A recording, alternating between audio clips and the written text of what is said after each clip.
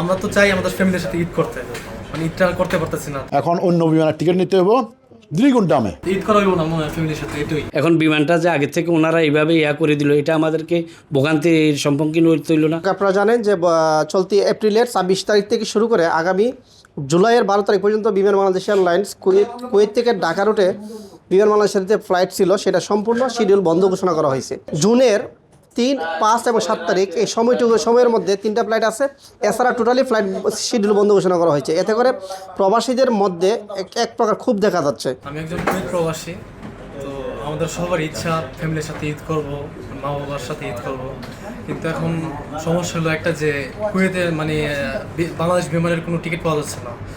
মানে আগামী 2 মাস মে থেকে তারপরে জুন থেকে কোনো টিকিট নাই। ঠিক আছে, টিকিট আছে বলতে গেলে আপনার ঈদের একদিন আগে বা ঈদের একদিন পর এরকম টিকিট আছে। ঠিক আছে, তো আমরা সবাই চাই যে ফ্যামিলির সাথে ঈদ করতে, তো ওরা মানে হুটহাট করে মানে টিকিট সব বন্ধ করে দিচ্ছে, টিকিট সব সোল্ড আউট। ঠিক আছে, তো এরকম একটা সিন্ডিকেট। ঠিক আছে, তো আমরা তো চাই আমাদের ফ্যামিলির সাথে ঈদ করতে, মানে ঈদটা করতে পারতেছি না। ঈদের আগে দেশে যাওয়ার জন্য আসছিলাম বিএম বাংলাদেশ টিকিট নেওয়ার জন্য, কিন্তু এখানে আসি টাওয়ারসে আসি, ওনার সাথে যোগাযোগ করার পরে উনি বলতেছে যে বিএম বাংলাদেশ শিডিউল 2 মাসের জন্য অফ আছে।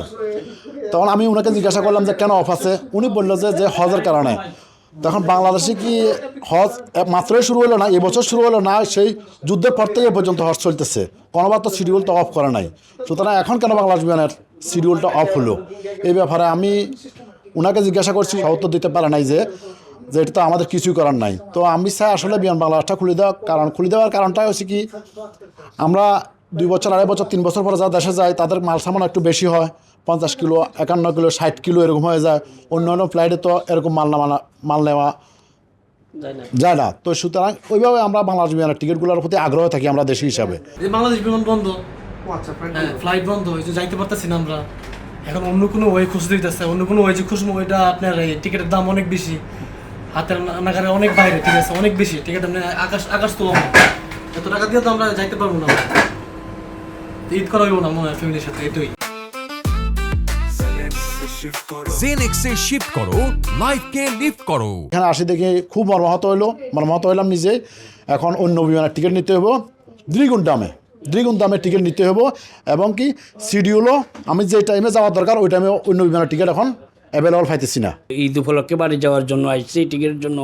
এখন অন্য ফ্লাইটে আমের আকাশ সোয়া আমের এই যে উনি এক বিমানে 250 টাকা চাইতেছে, অন্য ফ্লাইটে 150 টাকা চাইতেছে, তার ট্রানজিডিয়াম চাইতেছে 210 টাকা, 190 টাকা। এখন আমাদের এই যে এবছর হজেরকে কেন্দ্র করে ওনারা বলতেছে যে বিমানের কোনো টিকিটে নেই। তাহলে এটা আমরা তো আগে জানতাম না, এখন আমরা নিউজের মাধ্যমে জানতে পারলাম যে শুধু জুনের 3 তারিখ, 5 তারিখ, 7 তারিখ আছে, আর কোনো ফ্লাইট নেই।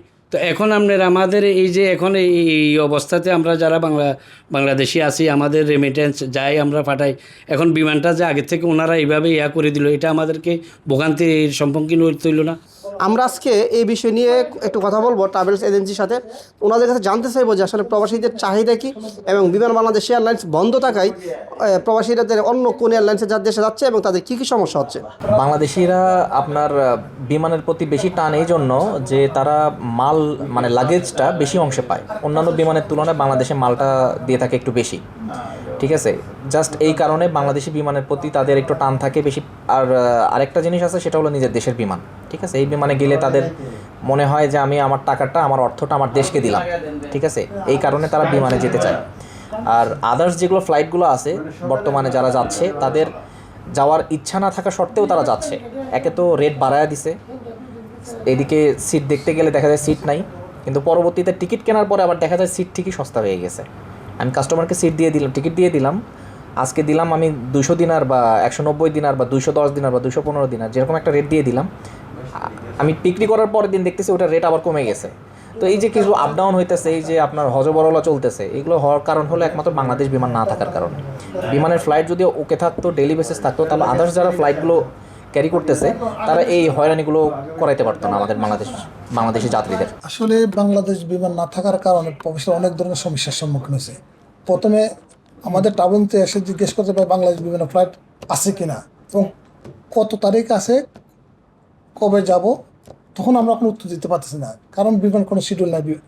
যখন প্যাসেঞ্জাররা ফ্লাইট চাইতেছে আমরা দিতে পারতেছি না, তখন তারা বিকল্প হিসাবে ওয়েট এয়ারওয়েজ হলে শ্রীলঙ্কা এয়ারলাইন্স, না হলে সৌদি এয়ারলাইন্স, না হলে এমারাত, না হলে গালফ, না হলে কাতার, এ নিয়ে এয়ারলাইন্স তারা খোঁজ করে আমরা দিয়ে দিচ্ছি। বাংলাদেশ ফ্লাইটটা আসলে কিন্তু কয় ক্ষমতার ভিতরে, অন্যান্য এয়ারলাইন্সগুলো কিন্তু কয় ক্ষমতার বাইরে। ঈদকে সামনে রেখে বিমান বাংলাদেশ এয়ারলাইন্সের এমন হঠকারী সিদ্ধান্তে লাল সবুজের পতাকাবাহী বিমান বাংলাদেশ এয়ারলাইন্স যাত্রী সংকট আশঙ্কা করছেন ট্রাভেল এজেন্সির কর্মকর্তারা। সেই সাথে বিমানের ফ্লাইট বন্ধ করার ফলে ক্ষুব্ধ প্রতিক্রিয়া দেখা যায় প্রবাসীদের মাঝে। Mohsin Parvez, DBC, Kuwait.